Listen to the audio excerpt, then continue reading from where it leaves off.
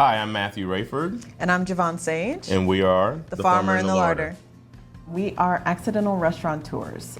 We started out looking to do small event space so we could do classes and special events, dinners, and it grew to being this restaurant.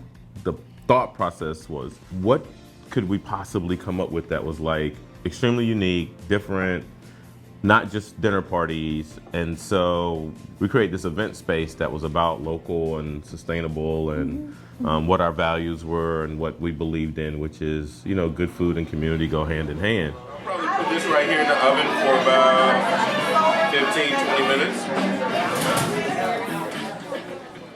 It originally started with us doing events at the farm. It starts in 1812 with Jupiter Gilliard being born a slave in South Carolina. And then after the Civil War, making it down to this area, paid $9 in taxes on 476 acres of land. So the land's been my family for 100 plus years.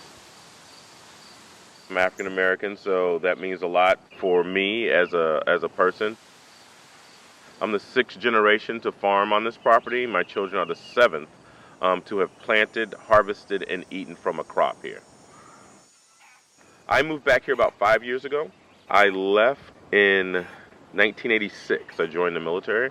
I swore I'd never come back this way again for any reason. It was a different kind of South. I grew up here in the 70s and early 80s, and yeah, this is definitely a new South. In 2010, which is when I came back, the thought process originally was, you know, my grandmother, my mother, and my aunt sat down with my sister and I and my cousins and was like, what are we going to do with all this land? And I had for years been going, y'all need to go back to farming.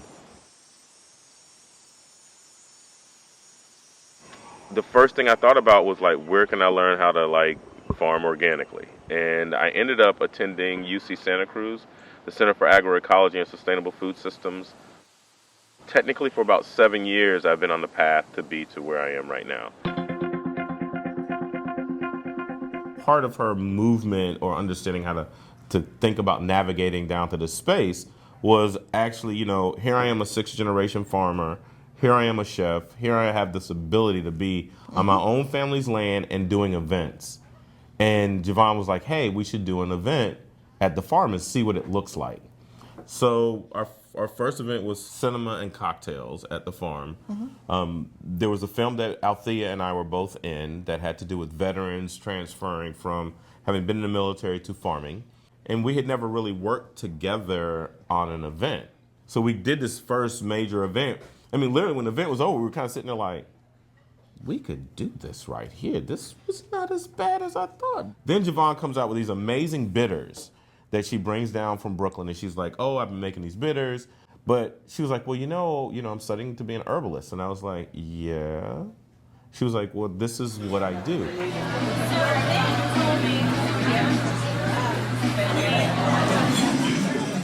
And so then that moved us to like realize that we had kind of this very similar dream to kind of like create something that was bigger than ourselves.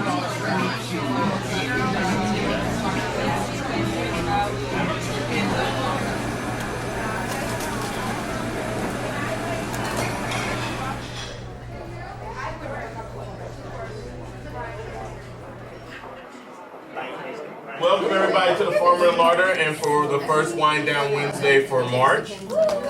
Yay! Tonight I did a radish salad with bitter greens, with a lemon caper vinaigrette. Not necessarily saying that the Irish would have had lemons, but it's my rendition of what a radish and parsley and bitter green salad would be like if you were in Ireland. You know, how does the chef and the farmer, or the farmer and the chef, how do they coexist? I'm learning to create kind of a symbiotic relationship. I think before I was kind of like, I'm a chef right now, and then I'm a farmer here, and then I'm a farmer here, and I'm a chef here. I'm learning right now how to like bring those things into one better symbiotic relationship. I mean, I call myself chef farmer, so I should make sure that I'm symbiotic in doing those things. In reality, both of those things take all of your time, all of the time. Because I am kind of an anomaly, right? It's like most chefs do not own a farm.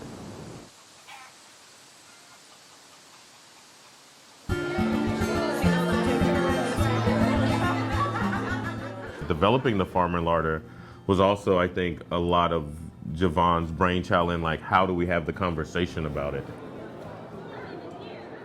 How I made it here to Brunswick, Georgia, is I'm actually a Midwestern girl. I grew up in the farmer's market, and I grew up with this appreciation for international food. I've brought that with me here to the Farmer and the Larder, where we explore international flavors, where we explore all the different places that I've traveled all over the world and all over the US.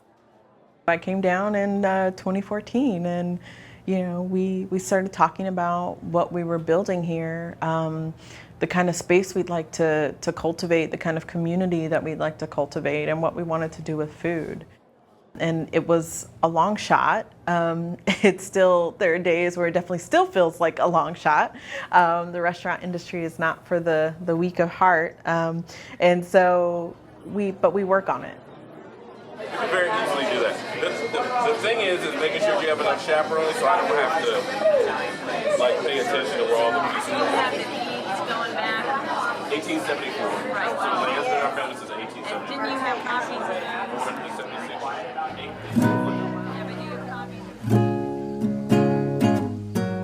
In 2010, my sister and I were sitting there, and my grandma looks over at me and she's, baby, what are we gonna do with all this land? And I was like, Nana, I think we should go back to farming it. And she, did you say we, baby? And I said, yes, ma'am. She was like, okay. And they reached underneath the table, and it almost felt like I had been punked a little bit, because when she reached underneath the table, she kind of was like, here, go ahead. We're gonna gift deed this land to you. And it just kind of like went from there. So we have that from the other part of historical context. So the story, if you want me to just stay with the Union School that's on the property, we can talk about that. The sign here is Union School.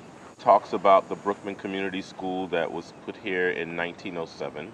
Right behind me is the school. Union School was the African-American school that was put onto our property. It was a one-room schoolhouse. It was built for African-Americans because there was no school between Brantley County and Sidney Lanier Bridge area for where we are. So basically, 15 miles east of where I am and 15 miles west of where I am, there was no school for African Americans to go to.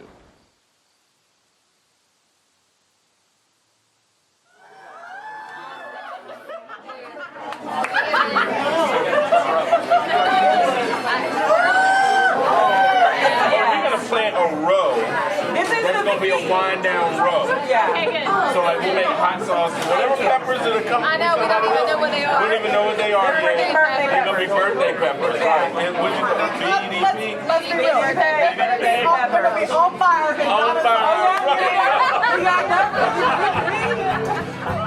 Food is at the center of our story.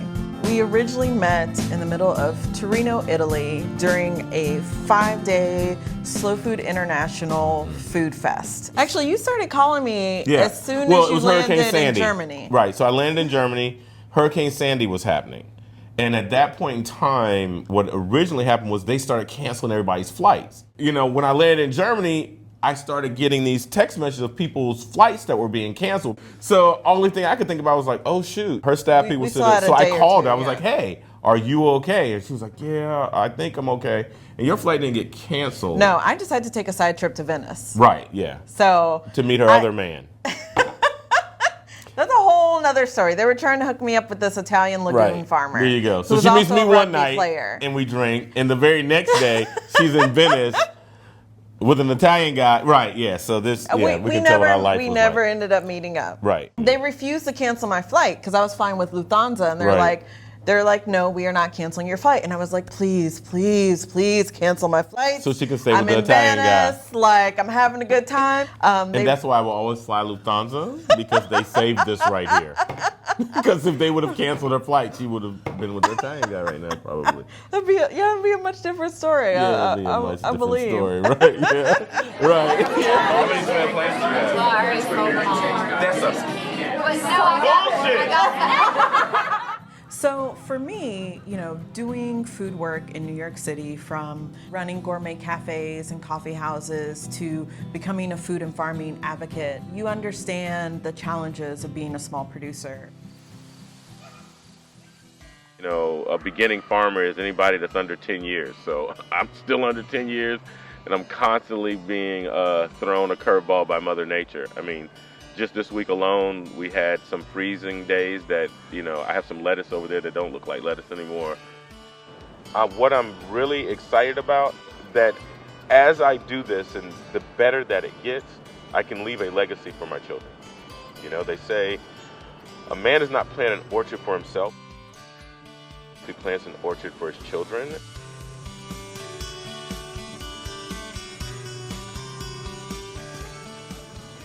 Whether you're a farmer or a restaurateur, it is hard to make these businesses work. And so it's surprising that we're doing both of them, because we're often running. We're running, whether it's, feeding the chickens on the farm in the morning,